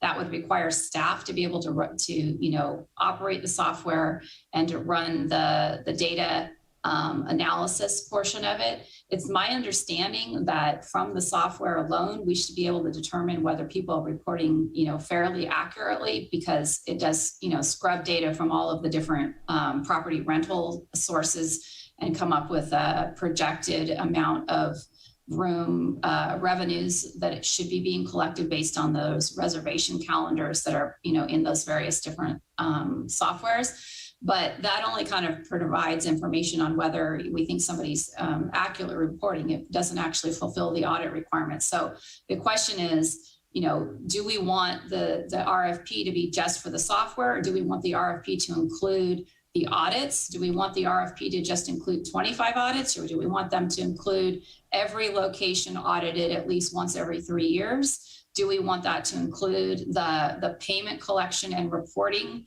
from the various lodging establishments? So there's several different layers to that, and obviously several different potential costs to that. But each one of those layers would result in a different RFP. So it appears to me that there's probably a discussion that needs to take place. Dan, do you want to send this to the budget ad hoc to come back with a plan? I think that'd be great. I would appreciate if the auditor tax collector could be a part of that discussion, and the CO's office. Okay. Is there support? Yes. Yep. Unanimous. Next item, written plan including timelines for payroll processing resiliency. I actually wrote this line, and when I wrote it, my concern was we have one employee in the auditor's office doing payroll for the entire organization, and as I understand, nobody else knows how to do it. And since that time, I think the executive office has been contributing to the payroll processing. Can we hear how it's working today, what resources are needed, and how it will be documented? So there are 3 staff members in the auditor's office that work on the payroll processing. There is one position that has primarily been the position that is actually bringing it through the entire software process to actually produce the checks. But there are 3 positions in the auditor's office that perform payroll processing. Unfortunately, we are experiencing a challenge with that right now. It was a vulnerability that had been expressed by the board as well as the CEO's office. And so we lost your audio.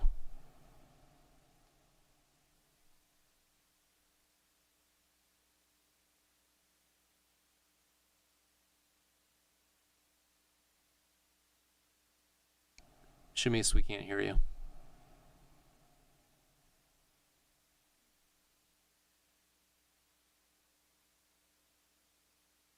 Maybe while she's working out her audio difficulty, CEO Antle, can you tell us, is the executive office involved in payroll at this stage? Currently, at this point, we do the majority of what the regular departments do, and that's a time entry process. We do that for all the divisions. Due to this most recent vulnerability, reached out to 2 outside consultants to step in and help us process this last payroll. And is that the plan going forward?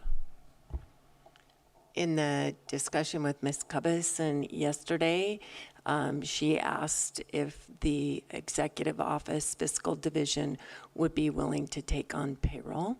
That would be at the direction of this board. Supervisor McGordy? Do you feel that you have capacity to do that?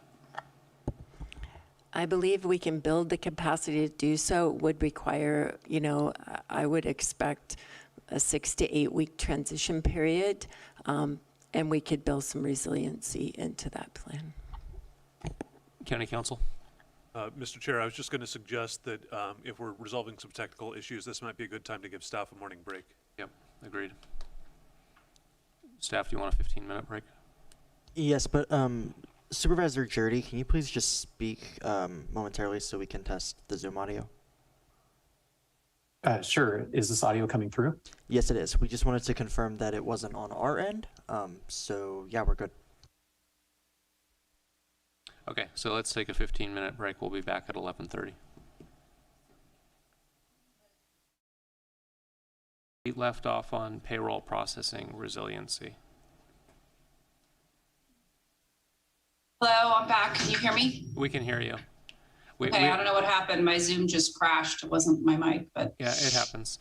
We were on payroll processing resiliency and talking about the executive office taking over some of the payroll functions. I think your office asked executive office to assist.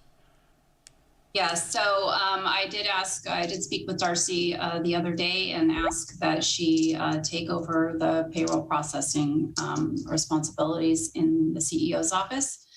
It's more than I can obviously handle with the additional workload at this time, and it needs a lot more attention. And hopefully, as she has indicated in the past, that she believed that she may be able to be more effective with making improvements at the department level, as well as maybe with human resources in terms of coordinating the additional inputs or the kind of need for more accurate information to be entered into the system for payroll, that as the person that many of those departments report to, that she may be more effective in helping facilitate that. So I'm going to welcome her taking that on. It's going to be a large project and endeavor.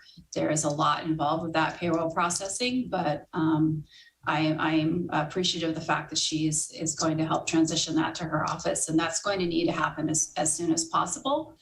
I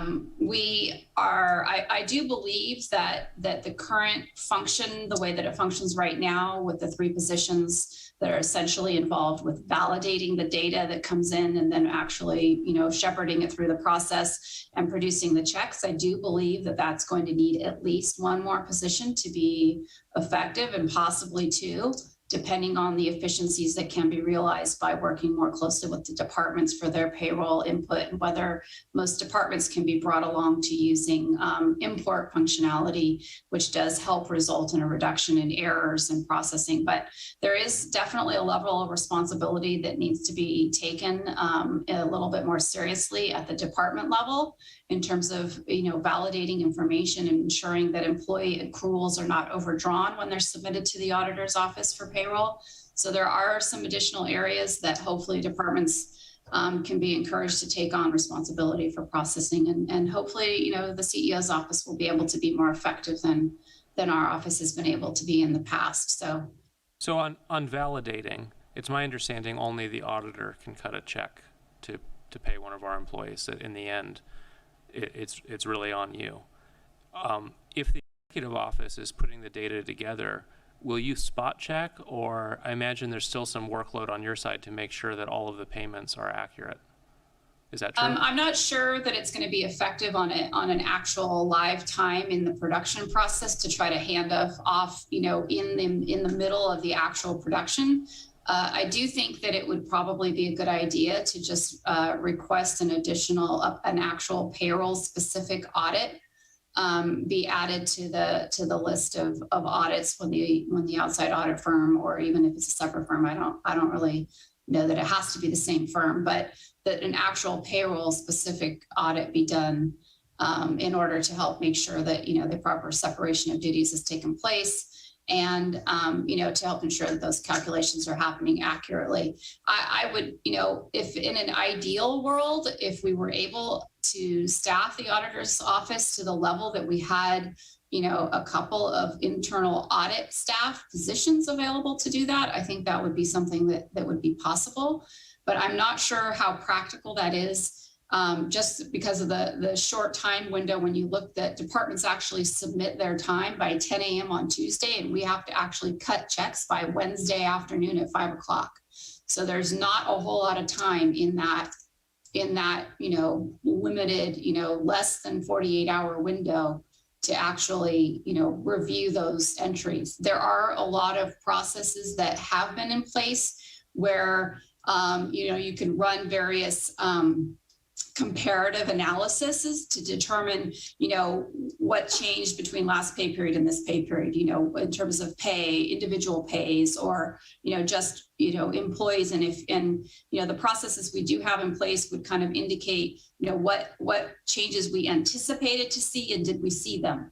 So, as long as those processes are continuing to take place when payroll moves to the CEO's office, there should be a fair amount of validation that's taking place in that process. So, we can look at that to see whether there's anything that could still happen in the auditor's office, but we're definitely going to have to, look at that. Like I said, I don't really know that it's realistic to think that we're going to stop in the pay run process. And I think short of just saying totals or something, from that regard, I don't really know. So it sounds like the CEOs may need additional staff to do payroll within the executive office. Will that come back?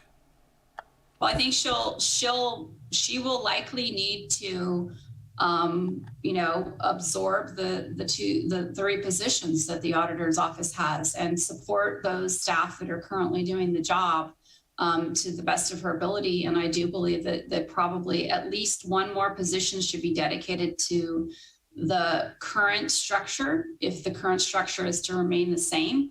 There have been discussions in the past about possibly centralizing more of the time entry aspect of it. And if that were to take place, then there'd need to be a different analysis as to how many positions that would relate to that. But I do think for the current structure, if it's relocated as it is now, I do believe it needs 1 additional position. CEO, will you be coming back with a plan?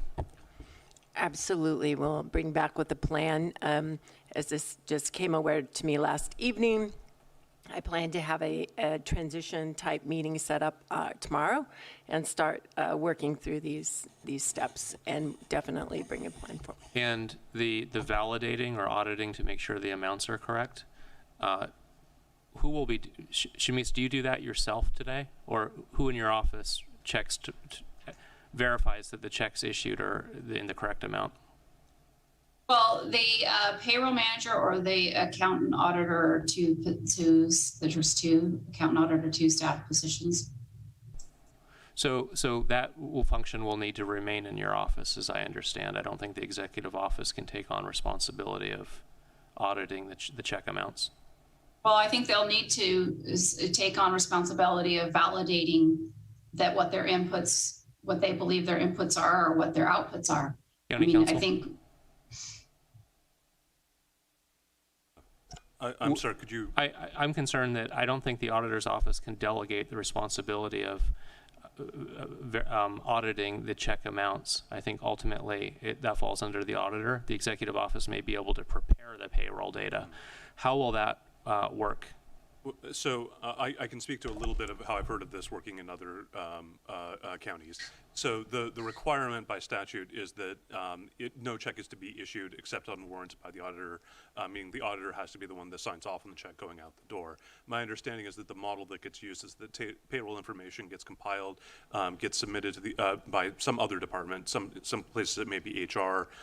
Here we're talking about it maybe being executive office. The payroll information gets prepared. All of it's submitted to the auditor's office. Auditor reviews to the level that the auditor is comfortable with. I don't believe it has to be, inspecting and reviewing every single, repeating every single calculation. But the auditor just needs to be sort of satisfied that the data is solid enough, and then to go ahead and issue the approval and send it out. And then whatever audit mechanisms the auditor feels are appropriate to go ahead and review that in more detail, whether on an annual basis, a quarterly basis, et cetera, can then be employed. Supervisor Mulhern. Thank you, Mr. Chair. It sounds like this was a very recent conversation and change. So I don't know that we need to hash this out at this moment, but I think that if Shamise and Darcy can work together to bring back a plan for the board, that would be fine. The board agrees? Yes. Okay, I see support. We're on to the next section, reports. Any data, formulas, documentation utilized to prepare annual reports, including adjustments beyond what is in Tyler Munis. So the idea here is if we ask the CEO to generate a report, and the public is asked, why can't you just tell your CEO to give you a report? As I understand it, further adjustments are made in the auditor's office. I'm not privy to what those adjustments are. I imagine there's some formulas, there's some constants. We would like to get a copy of that. Hopefully it's already documented in a binder. Shamise, we want to work with you on this so that we're not creating unnecessary work. How could you best explain to the public, to the executive office, and to this board the adjustments that are made to the data that comes out of Tyler Munis? I think, first of all, you need to clarify what you mean by annual reports. Again, there are dozens of annual reports that the auditor's office produces. So if you're just talking about the annual comprehensive financial report, that's one thing, but there are, like I said, dozens of reports that the auditor's office produces for various agencies. So you need to clarify what you're asking for. And then I do believe the board has requested a presentation on the annual comprehensive financial report. And I do think that the outside CPA firm might be able to help explain some of those adjustments. They are quite voluminous. And at this moment, we actually do not get them to the level of detail that would be required in order to enter them in Munis. So that's a contract adjustment that's going to need to come forward and an amendment to the current contract in order for us to even receive them to the level of detail that would be required. They're mostly adjusting entries in order to issue the financial statement as opposed to entries that are necessarily in the finance system. Multiple counties do things differently. Some counties book all adjusting entries. Some counties do not book adjusting entries. So I think that's a longer term conversation about how in depth or how many changes we want to make to the finance system There may be other items that come up as part of the discussion with the outside audit firm in terms of their recommendations, and I think you're going to need to defer that to that conversation. Okay. If the board's comfortable, let's send this back to the ad hoc to continue development with the auditor. Next item, forecast on anticipated increase in revenue next fiscal year. This one I think is critical, and we need it in short time because we're in negotiations and there's been a lot of conflict. Some say the county is in a good financial position and will have carry forward and increased revenue. We also hear that we may have decreases in several categories, maybe a net loss year over year. I don't know. I won't be surprised if it goes in either direction. Can you give us a forecast? What do you see being the increase in overall revenue in the next fiscal year? I'm not sure how to answer that question. I'm not sure what next fiscal year we're referring to and what in revenues you're referring to. I mean, if we have folks here who are asking for a COLA, hypothetically, if the board were to give a COLA, what could we afford? What do you see in additional revenue in the year ahead? I'm not in a position to give you a number off the top of my head. I'm, in the throes of trying to close the current fiscal year end, and until we close those books, I don't know what the carry forward is going to be. So I don't have a way of telling you what the carry forward is right now. I think you have revenue forecasts. We have outside consulting firms that have given you forecasts on sales tax. You do have a projection possibly on the property tax. We'll know a lot more, obviously, when we issue property tax bills in the next month. But I don't personally have a way right now to give you a crystal ball forecast on this next year. And I don't, I know that's a number you'd like to have, but I have got to try to focus on closing the books for the current year that we have open still. And I'm not the only person that can provide revenue forecasts because, like I said, some of those come from HDL. Some of them might just be, looking at the overall, how does it look, the TOTs coming in? The board members may have a better projection on what they think is going to happen with cannabis or not than I would have at this point in time. So, I think that what we need to know is how we ended the year to be able to try to extrapolate somewhat how we're going to be able to move forward, what the next year might look like. But not all revenue is all things that are only strictly dependent on the auditor coming up with a projection. I do realize that revenue projections are part of what would normally be expected to be able to be produced by the auditor's office. And again, that's going to result in a requirement for staff. Supervisor Mulhern. Thank you, Mr. Chair. I do think that this is one of the reasons that both the public, the unions, and the board have had this very challenging last couple of months. And I understand that it takes some time to get the information from the departments to then be received by your department, Shimmy, so that you're able to close the books more efficiently.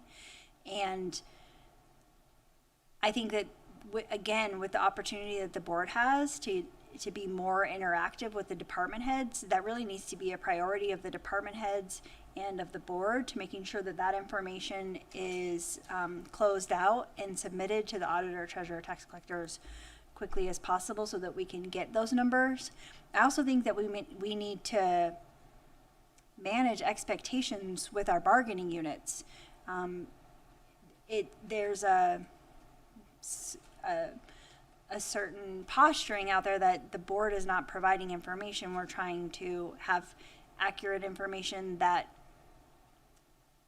is relevant at the time. And so I think that for this board and for HR and future union negotiations, I think that's really important to manage expectations. We can't truly talk about what we're going to be able to do until the year closes, unless the board decides that they want to pretend they have a crystal ball. I mean, I think this is really one of the biggest barriers that has caused all of these very challenging conversations is we don't have our year-end close, and we were never going to have it by July 1. That was not going to happen. That's never happened, right? Like there is a timeline, and we haven't managed the expectations.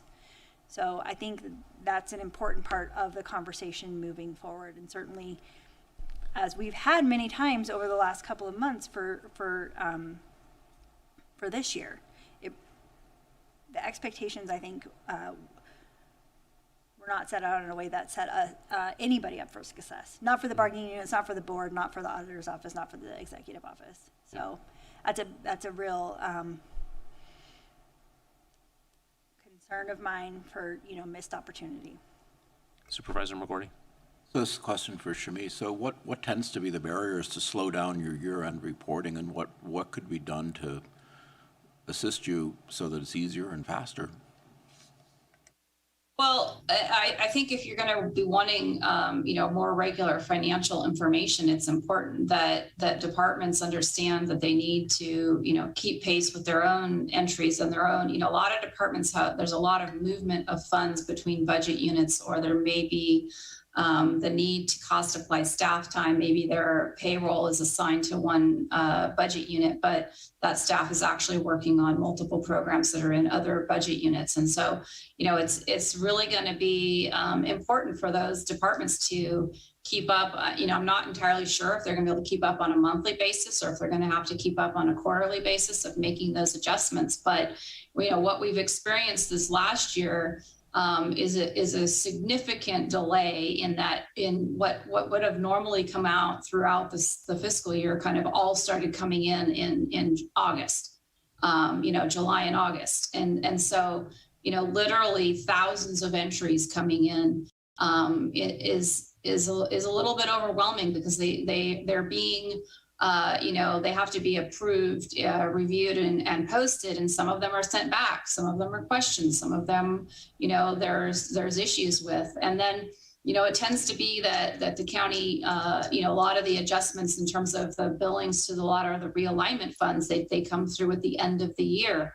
And so, there's a lot of work that has to happen with those entries. And so, in an ideal year where we didn't have a disaster, and everybody was fully staffed, and things were going well, and there wasn't turnover, and there wasn't loss of institutional knowledge, we would be lucky to be closing the books by the first week in September. That's the normal schedule that we've had for many, many, many years. So, yes, we are behind. We are going to be behind. I can't tell you right now how much longer it's going to take. There's still information that needs to come in. There's still information that I need, entries that I personally have to make. There's still entries that, honestly, frankly, I don't even know how to make, that really I need Lloyd. I need somebody, or staff's going to have to delve in and pick apart prior entries to figure out exactly how those entries were made. And those have to do with some of the later entries that happen typically with realignment and between the different, social services, health and human services, behavioral health and law enforcement and probation entries that need to still take place. And, a lot of that work would have been done by the assistant auditor or the auditor. And, I've been in the situation where, because there was no appointment a year ago, I have not been able to fill the assistant auditor position. So I still personally have been trying to do the work of 3 positions. And, I have to fly the assistant auditor again because I didn't end up with good, viable candidates. But they're candidates, but most candidates have no government experience, or have very little even management level experience, or they're from, New Mexico, or they've already moved, they've already taken job opportunities in other areas. You have to realize that, in the industry in general, there is a huge contraction. I mean, I get calls at least weekly from other counties looking for, their Department of Finance director, or, other, people trying to entice me or anybody that I know that would like to come work somewhere else. So, I have to tell you, it's definitely not a promising market for higher level accounting positions. And so, there's a lot riding on the staff that we do have. And even if I can hire staff, it's going to take a while to get them up to speed. So it sounds like there's kind of 2 parts to the equation. One of them is having timely information, which is something that perhaps the Board of Supervisors can have as part of our checklist of department heads, is how are they doing with keeping you supplied with what they need.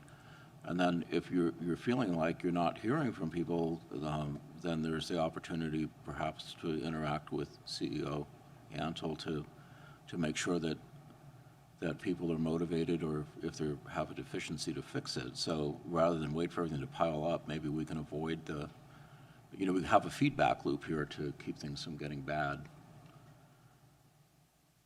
CEO Antle, can you work with your department heads to ensure they get the auditor what she needs in a timely manner? I would say monthly. Yes, absolutely. We can bring this forward at department head meetings. I'll bring them forward with my one-on-ones with the department heads that report to me.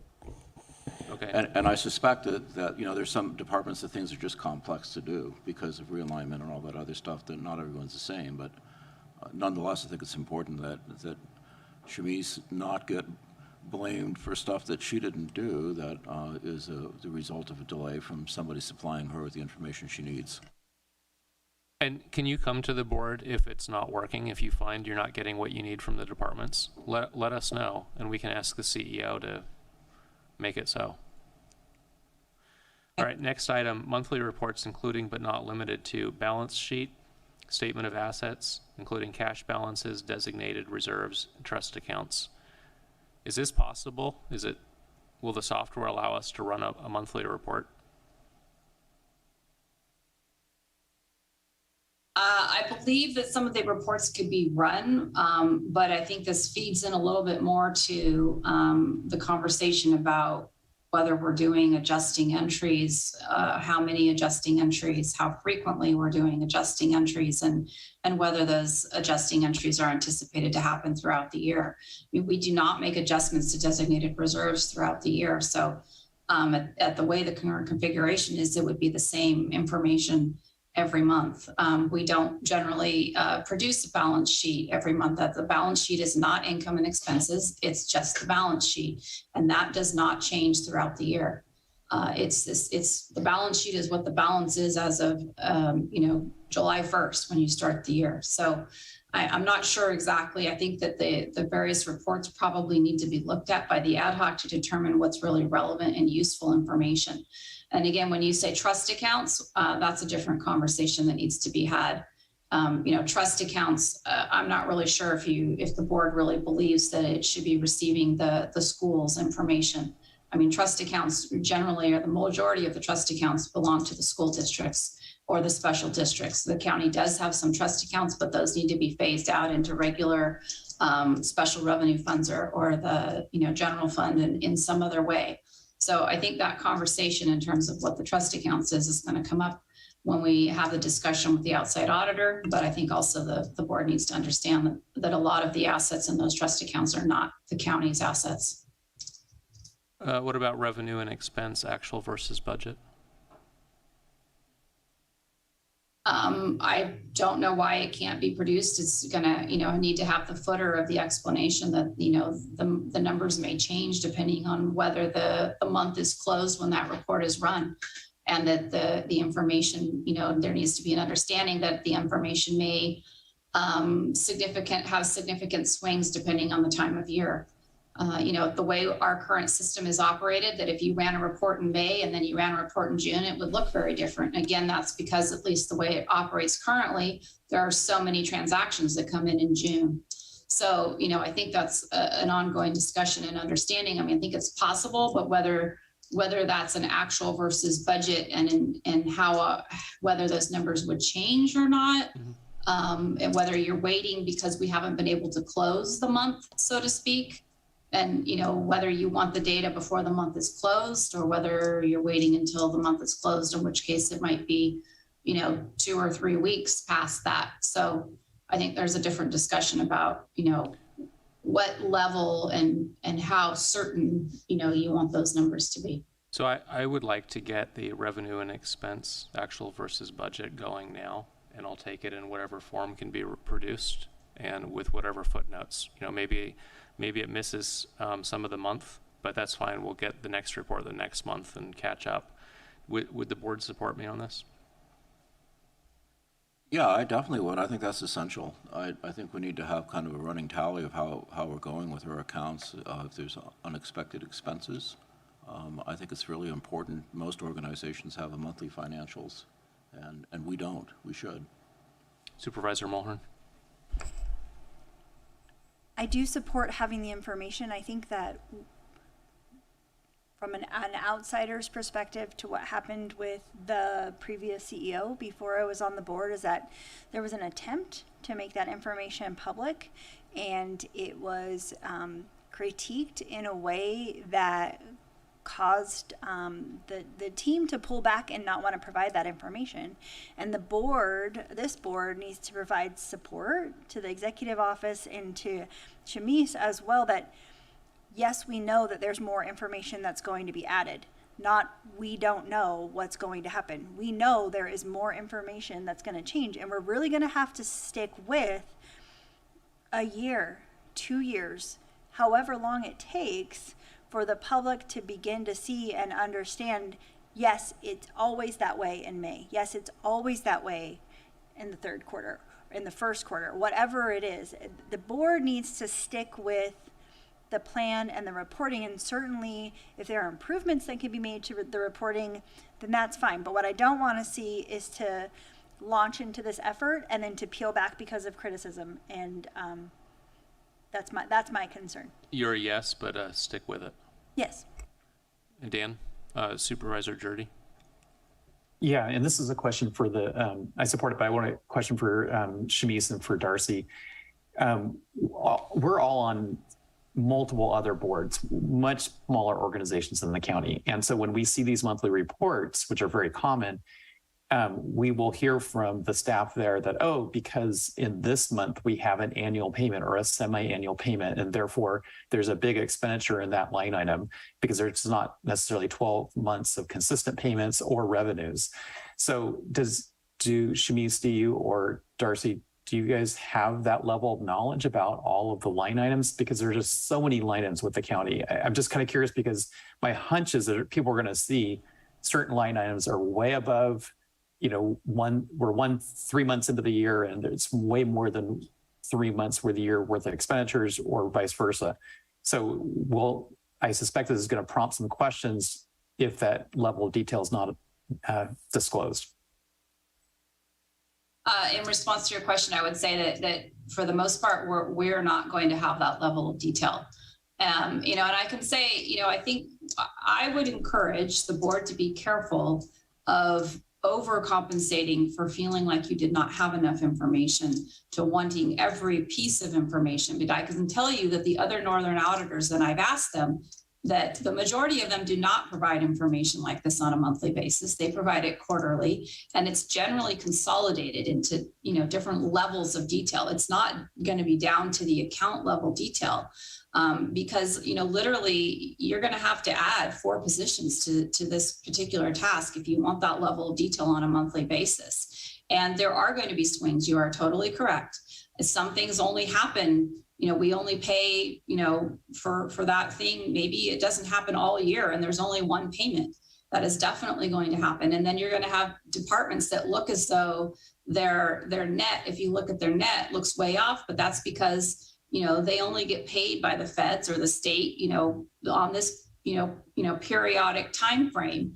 Or, maybe there's only 6 months of payments in for revenue, and we don't get the other, some payments that get accrued back to the fiscal year are still coming in, into the very, very end of August. And so, you're only, even if you ran the report in May, you're still missing 3 months of payments because they get accrued back. So, there's a lot of that. And so, if that's really the level of that you're going to undertake and want to see and to have explanations for, it's going to require additional staff, a significant additional staff.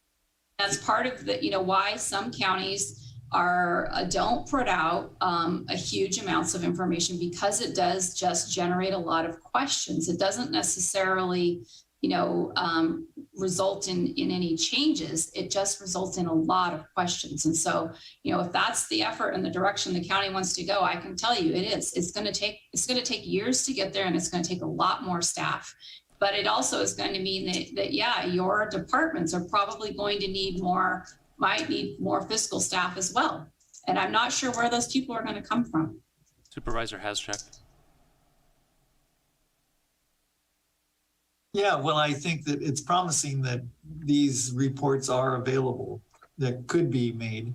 I think that the ad hoc needs to work with Ms. Covison to figure out that level of detail that isn't too onerous on the staff unless we want to commit additional staff to this project. But I think that the information we need is important, you know, and we need to know what's coming in, what's going out. And so I would like the ad hoc to work on figuring out what level of detail we need to have it at. Does the board and the auditor want this to be produced by the auditor's office, or should we look at using an outside resource? Supervisor McGordy and I, as the budget ad hoc, did meet with a JPA that we're a associate member of, and they may have the expertise to produce these reports.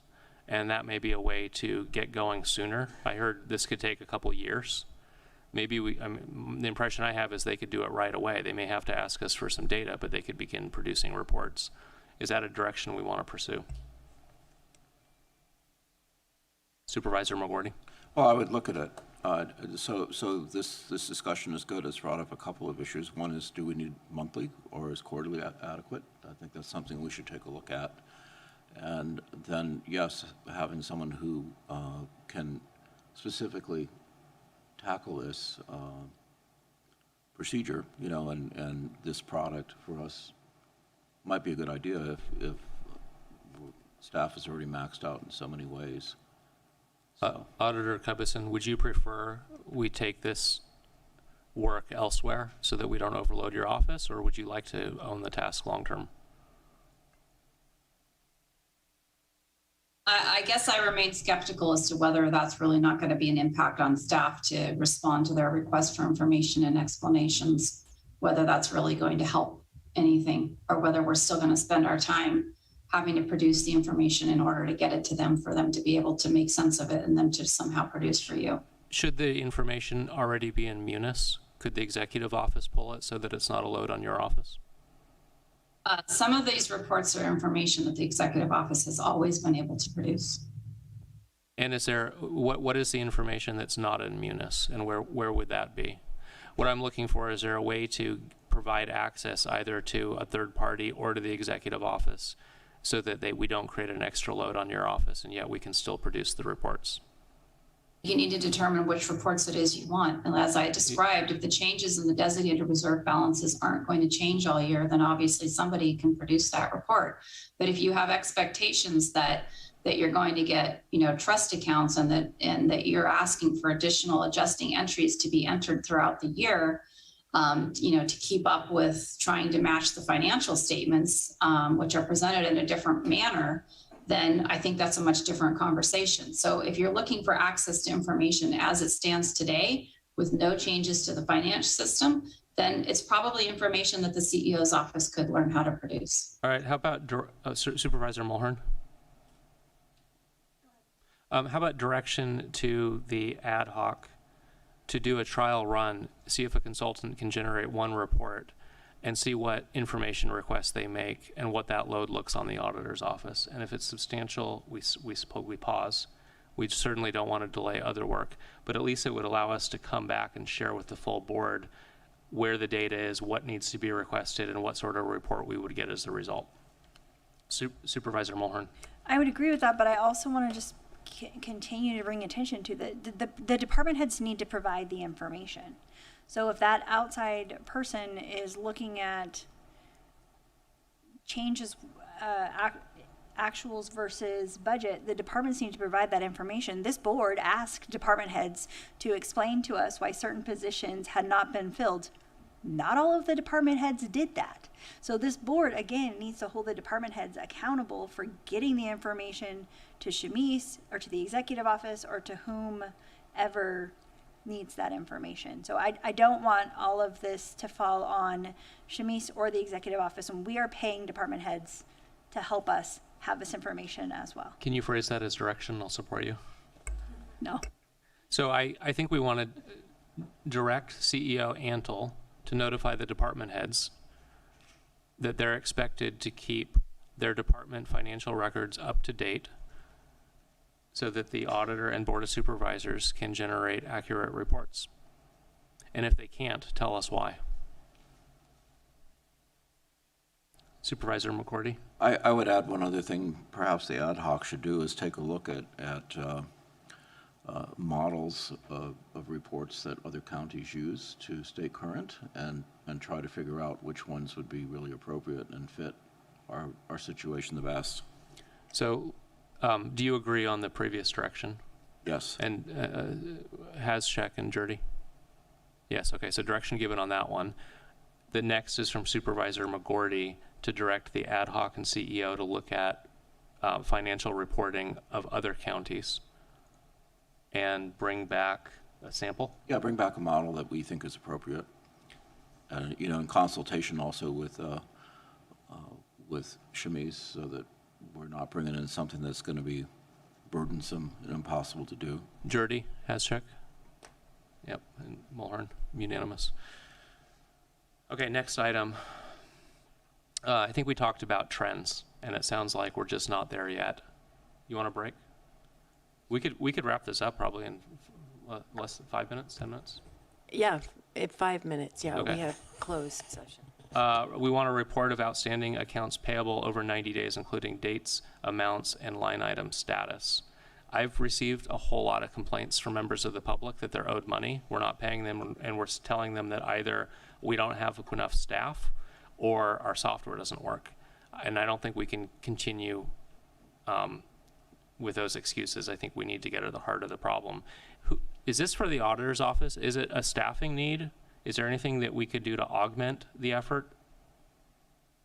So the outstanding accounts payable is not something that the auditor's office is aware of. The auditor's office processes payments. When we receive invoices from departments on Thursday, they're paid the following Thursday or Friday of the next week, depending on whether a holiday takes place. So the auditor's office is not holding payments. Invoices may get returned to departments if they're missing their approvals or if they don't meet the current procurement standard that's required, if it needed to be on a contract or a purchase order, or if they needed some other, verifying information, or if it's not coded or entered correctly. The only times that they're returned from the auditor's office. To me, this appears to be an issue with departments managing their outstanding payments on contracts, although I'm not sure that every invoice is actually on a contract. There are several agencies that I think, as your earlier discussion indicated, that do not turn in their invoices timely. And then there may be other issues with staff needing supporting documentation for invoices. I think there are some departments that are challenged with the actual provider providing the required documentation in order to meet the standard that they need on file, to be able to comply with various state and federal programs that they may be paying for from those funds. So I'm not quite sure, exactly where this lays best. I do think it's probably something that, maybe the CEO needs to address with the department heads and their fiscal staff. But the auditor's office is not aware of, what the outstanding invoices may be. CEO Antle, can your office produce it? We cannot produce the report that you're asking for. Again, it's on the departments to turn those in timely. I do know in my prior role, I would approve late invoices for Ms. Cubison to pay, but it is the county holding outside partners to accountable to submitting timely. A lot of this does go back to holding those agencies that we work with our vendors accountable to turning in proper documentation and turning it in timely.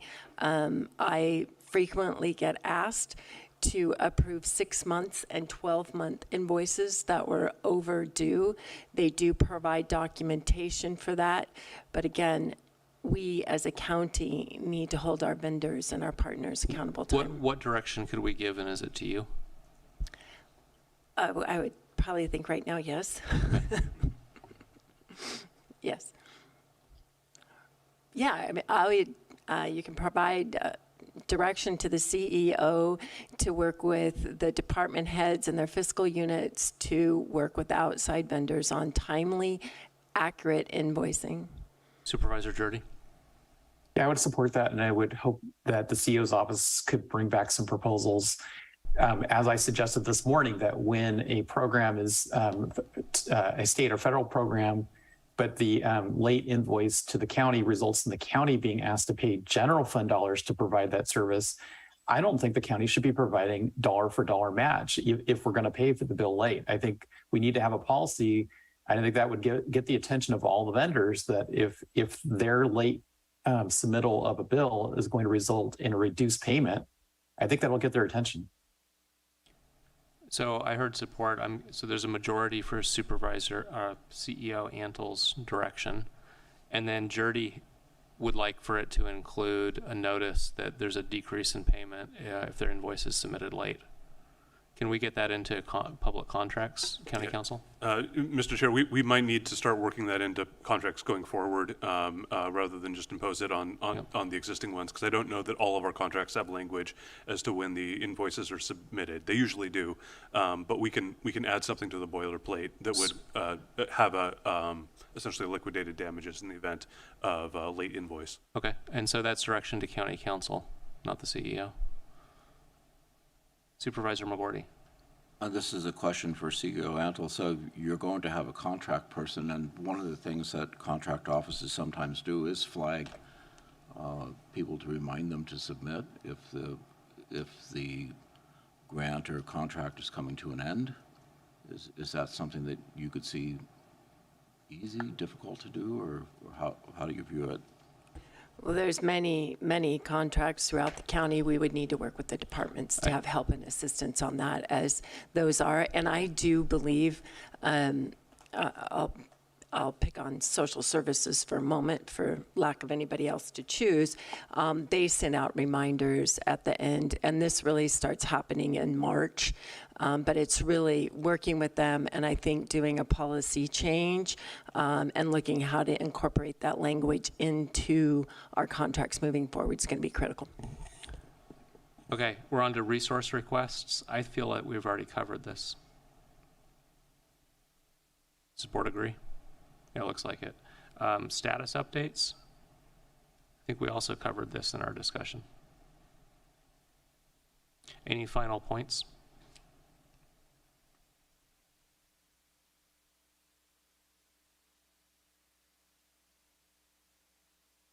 Supervisor McGordy. I just want to thank Shamice. This has been a very difficult discussion, and it's something that I think other boards have not wanted to deal with. So I congratulate my other board members for at least wanting to have a conversation. I also think it's great that this didn't all end up in the ad hoc, that we have an open discussion so that everybody here can understand what's going on, and that the Board of Supervisors are not being cheapskates when it comes to labor negotiations. We want to be sure that we have confidence when we spend our money that it's actually there. And this is the perfect timing with Auditor Covison taking over. This is a chance for us to kind of restructure some of the things that haven't worked in the past and address deficiencies, and hopefully make this a better process in how we take in, report, and disperse funds for Mendocino County. Just so we have a clean record, can we direct the resource requests and status updates back to the ad hoc to work with the auditor and the CEO? Does everybody agree on that list? Yeah. Okay, so directed. County Council? Mr. Chair, I think we still need public comment on this item. Yeah. Is there any public comment in the room? And those on Zoom can click raise hand. On the telephone, press *9 to get in the queue. Sorry, can you hear me? Chair Williams, Supervisors, CEO Antle, and County Council Curtis. My name is Kiki DeLong. I'm Chief Deputy Auditor Controller here at the county. As you're all aware, we're in a staffing crisis. Monthly reports take staff people to produce them, not only in our office, but in all the departments as well. And I think the level of detail that you're asking for really needs to start at the bottom and come up. And we can add additional, 4 positions in our office to try to produce a meaningful monthly report. But the only information that you're going to get is meaningless if the detail is not coming from the departments. If they are not booking their accruals, and if they are not making their cost application of time and people on a regular, timely basis, I still have people in departments calling me saying that they're trying to figure out what was done last year because this person's retired and that person's retired, and they haven't got any direction from the people above them, and they really don't know what they're doing. And it's mid-September and they haven't even started their year-end closing entries. So again, the staffing needs to really start at the bottom and move up in order for our department to be able to do our job.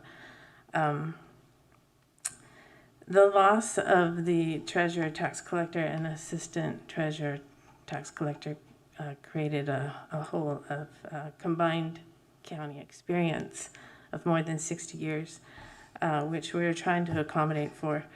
There's a critical lack of people to do the work, and yet you seem to task the auditor, controller, treasurer, tax collector to deliver to you the moon and the stars, while sometimes seeming to cast aspirations on her qualifications and her ability to do so. You have not provided any replacement of experienced employees, nor have you provided the budget so far for attracting quality individuals. In fact, CEO Antle balanced the budget by cutting our salaries by 25%. You promised full support to help her succeed, while actually all that has been delivered to her is lip service so far. So I feel that brings us back to today's agenda items.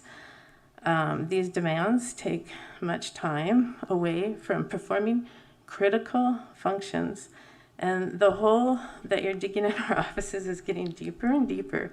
Ms. Covison continues to perform her job as assistant controller and assisting all the departments with their fiscal needs while taking up many of the duties of the unreplaced auditor accountant, assuming the duties of the previous full-time working auditor controller, and picking up the slack for the vacancy left by the previous full-time working treasurer tax collector. Has anybody here heard the story of the straw that broke the camel's back? So just, you guys are the straw. So you need to start actually supporting our auditor, controller, treasurer, tax collector by your actions, as words not backed up by actions can only be deemed false. Respectfully, that's all I have to say. Thank you. CEO Antle, can you clarify, did we cut salaries? No salaries have been cut? None in the auditor's office. I don't believe so. Budget. Oh, the 300 that Ms. Covison referred to earlier, the 300,000 was submitted after the timeline, just before we were coming in, and that was never formulated into the calculation during the budget process. Okay.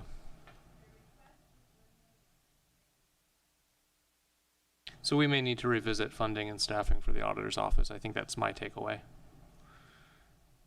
County Council, do we need a motion on this item, or direction sufficient? I don't know that you need a motion. I would suggest confirming that with the board that the direction given up to this point is the board's intent.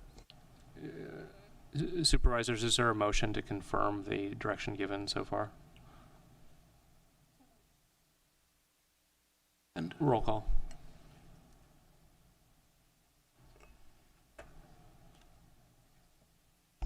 Supervisor Mulhern, Yes. Supervisor Jurdy, Yes. Chair Williams, Yes. Supervisor Hashak, Yes. and Supervisor McGordy. yes. Motion carries unanimously. We're going